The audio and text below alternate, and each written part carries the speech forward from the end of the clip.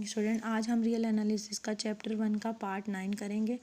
इसमें आपका एग्जांपल है, show that a function defined on 0 1 by f x दिया हुआ है। फंक्शन आपका इस तरह से डिफाइन है कि एक्स की वैल्यू अगर 1/n+1 से 1/n के बीच में है तो 1/n आएगी, 0 है तो 0 आएगी। आपने इस फंक्शन को इंटीग्रेबल प्रूफ करना है और इंटीग्रेशन इसका इसके इक्वल आता है, ये भी प्रूफ करना है।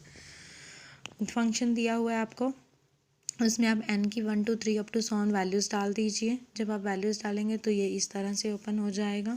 देखिए n को 1 डाला, 1/1 इज इक्वल टू 1। जब यहाँ पर भी 1 डालिए, 1/2 less than equal to x less than equal to 1।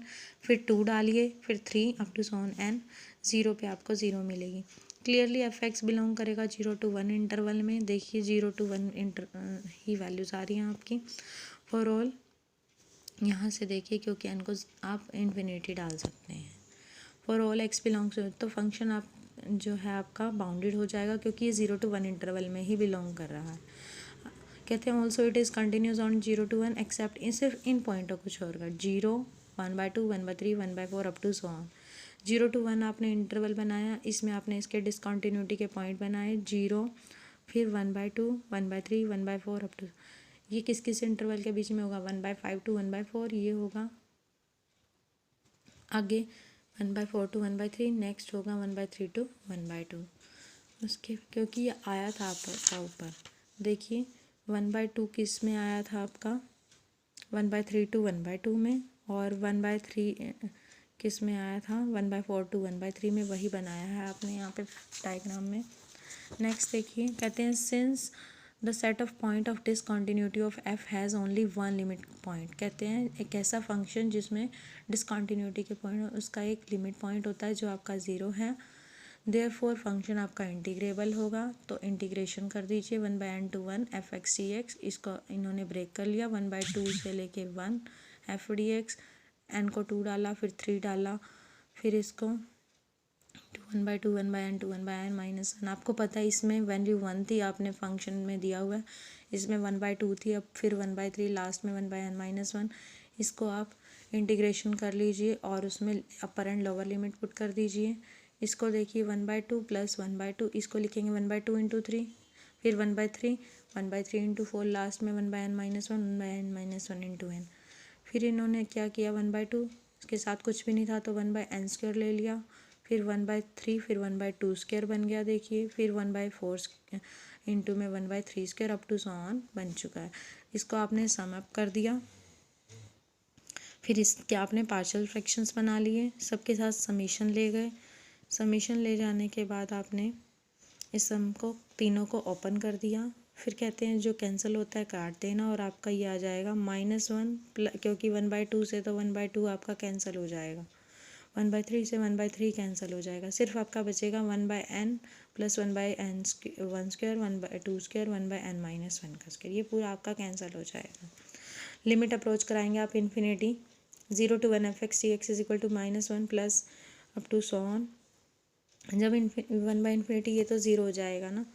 ये पूरी सीरीज आपकी देखिए किसके इक्वल होती है? π²/6 के इक्वल। तो आपने इसको π²/6 लिख दिया, तो इंटीग्रेशन 0 to 1 एफ एक्स किसके इक्वल हो गया? π²/6 -1 के। नेक्स्ट देखिए theorem, integrability of monotonic functions की थ्योरम है ये। इसमें ये थ्योरम्स क्या कहती है? एवरी बाउंडेड मोनोटॉनिक फंक्शन, कहते हैं एक ऐसा फंक्शन, हर बाउंडेड जो फंक्शन बाउंडेड होगा, मोनोटॉनिक होगा, वो इंटीग्रेबल, उसको आपने प्रूफ करना है। इसकी स्टेटमेंट ये भी हो सकती है, every monotonic function on a close interval is integrable on that interval. Let f be a monotonic non decreasing bounded function on A b. F आपका मोनोटॉनिक फंक्शन है, नॉन डिक्रीजिंग फंक्शन है।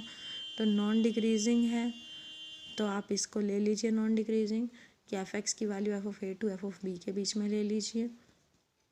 Non decreasing का meaning क्या होता है? जो decrease नहीं करेगा, ठीक है। कहते हैं अगर एफ ऑफ ए को एफ ऑफ बी के इक्वल ले लिए तो फंक्शन क्या होता है? कांस्टेंट फंक्शन होता है, और कांस्टेंट फंक्शन हमेशा इंटीग्रेबल होता है। अब एफ ऑफ ए को एफ लेस देन ले लीजिए एफ ऑफ बी से। अब इस केस में let epsilon greater than 0 given P कोई पार्टीशन ले ली है आपने, नॉर्म पी लेस ले लिया epsilon by F of B minus F of A से, वो अपने कन्वीनियंट के अकॉर्डिंग लिया है। सिंस एफ मोनोटॉनिकली इंक्रीजिंग है, स्मॉल एम आर आपने मान लिया F of x R -1, capital M R F of x R, R की वैल्यू 1 to n है। You of F P minus L of F P निकालिए, summation R 1 to n M R minus X are minus 1। इसकी आप क्या कर दीजिए, M R किसके equal था, एफ ऑफ एक्स आर के, small M R F of x are minus 1 के, ये किसके इक्वल होता है, डेल्टा के। और डेल्टा आर किससे लेस ले लेंगे आप, epsilon by F of B minus F of A से। तो U of F of P minus L of F P less than हो जाएगा epsilon by F of P minus F of A से, क्योंकि आप यहाँ पर डेल्टा आर की लेस है ना, इससे इसका यूज़ कर देंगे, समीशन में आ जाएगा r 1 to n f of x are minus F of x are minus 1। ये सेम लिख दीजिए इसमें आप, क्योंकि एक्स आर लास्ट पॉइंट होता है, मतलब ये अगर आप सब इंटरवल लेते हैं एक्स आर माइनस 1 और एक्स आर उसके अकॉर्डिंग, तो F of P minus F of A के इक्वल होता है। ये लास्ट पॉइंट डालेंगे तो एफ ऑफ पी, फर्स्ट डालेंगे तो एफ ऑफ ए, क्योंकि लास्ट पॉइंट मतलब एन, फर्स्ट मतलब 1। ये इससे कैंसिल हो जाएगा।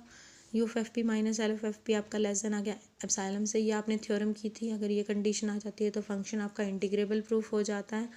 Again if F is monotonic non decreasing, अभी आपने किया था नॉन डिक्रीजिंग, ठीक है, नॉन डिक्रीजिंग के लिए ही किया था। आप कहते हैं again if F is monotonic non increasing, पहले डिक्रीजिंग के लिए किया, अब इंक्रीजिंग के लिए कर रहे हैं, bounded function on A B, क्योंकि मोनोटोनिक का मीनिंग इंक्रीजिंग भी हो सकता है डिक्रीजिंग भी, on A B then F of A. अब जब नॉन डिक्रीजिंग था तो लेस देन इक्वल टू था, नॉन इंक्रीजिंग है तो ग्रेटर देन इक्वल टू आ जाएगा, F of A greater than equal to F of X greater than equal to F of B. Same theorem होगी for all x belongs to a b. जब आप f of a को f of b के equal लेंगे then the result obviously true होगा, क्योंकि constant function आएगा, constant function में फंक्शन इंटीग्रेबल होता है। अब ग्रेटर देन ले लीजिए एफ ऑफ ए को एफ ऑफ बी से, let epsilon greater than 0 given है, पी आपने कोई पार्टीशन ली है सच डेट नॉर्म पी को सेम लिया, epsilon by F of a minus F of b से लेस डेल्टा आर किसके इक्वल होगा, एक्स आर माइनस 1 के। सिंस आपका फंक्शन कैसा है, मोनोटोनिकली डिक्रीजिंग है, तो small M R F of x R, capital M R F of x are minus 1, U of F P minus L of F P निकालिए, summation R 1 to n M R minus M R delta R. Capital M R की value डाल दीजिए, F of x are minus 1, small M R की भी डाल दीजिए, delta R किससे less था, एप्सिलॉन बाय में F of B minus F of A से, इसको सेम लिख लीजिए।